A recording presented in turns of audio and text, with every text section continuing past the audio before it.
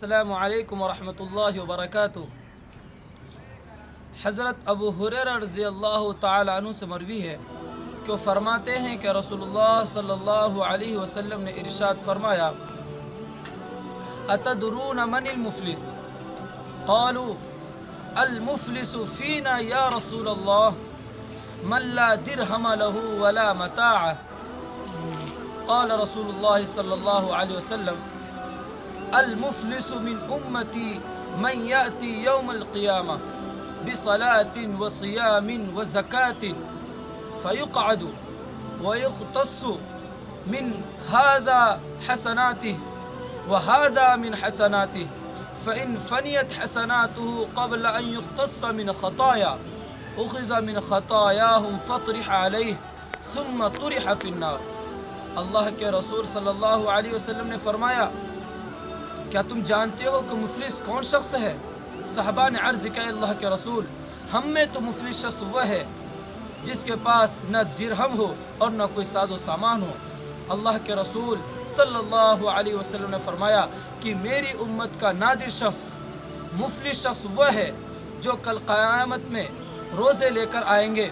نمازیں لے کر آئے گا اور اسی طرح زکوٰۃ کو بھی لے کر آئے گا، اس حال میں کہ کسی کو گالی دی ہوگی، کسی کے اوپر تہمت لگائی ہوگی، کسی کا مال کھایا ہوگا، کسی کا خون بہایا ہوگا اور اسی طرح کسی کے اوپر ہاتھ اٹھایا ہوگا، یعنی مارا ہوگا۔ عزیز دوستو، آگے اللہ کے رسول صلی اللہ علیہ وسلم نے فرمایا کہ پھر اس شخص کو بیٹھایا جائے گا،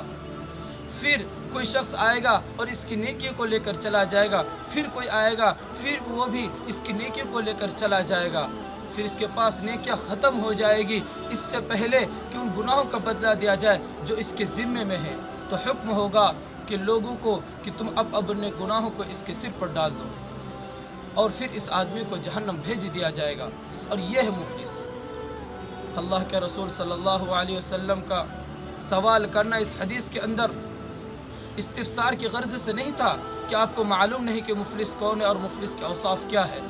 بلکہ آپ کا سوال کرنا حقیقی طور پر اور اصل مقصد یہ تھا کہ آپ مفلس کے بارے میں کچھ بتا سکے۔ عزیز دوستو، پیارے بھائیوں، صحابہ نے عرف عام کے اعتبار سے،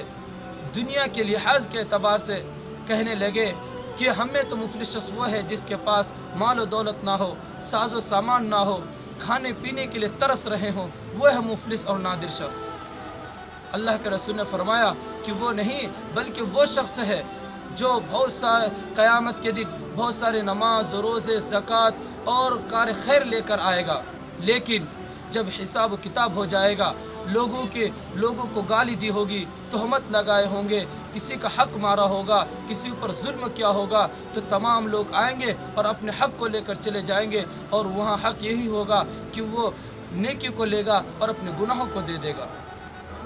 پھر آخر میں یہ شخص جو ابھی کچھ دیر پہلے اتنے سارے ثواب لے کر آئے تھے، نیکیاں لے کر آئے تھے، اب یہ گناہوں کا ڈھیر لے کر جہنم جا رہا ہے۔ یہ ہے حقیقتاً مفلس۔ میرے عزیز دوستو، پیارے بھائیوں، میرے لیے بھی اور آپ کے لیے بھی ضروری ہے ہم کسی کو پر تہمت نہ لگائیں، کسی کی برائیوں کو نہ دیکھیں، جہاں تک کوشش تو یہ ہو کہ ہم اپنے اندر برائیوں کو دیکھیں، دوسروں کے اندر اچھائی دیکھنے کی پوری کوشش کریں، اور اگر برائی دیکھی بھی تو اسے نظر انداز کرنے کی کوشش کریں، انہیں ذلت کرنے کی اور اس پر الزام لگانے کی کوشش نہ کریں۔ اللہ تبارک و تعالیٰ اس حدیث پر مجھے بھی اور آپ تمام حضرات کو بھی عمل کرنے کی توفیق عطا فرمائیں، آمین ثم آمین۔ السلام علیکم ورحمۃ اللہ وبرکاتہ۔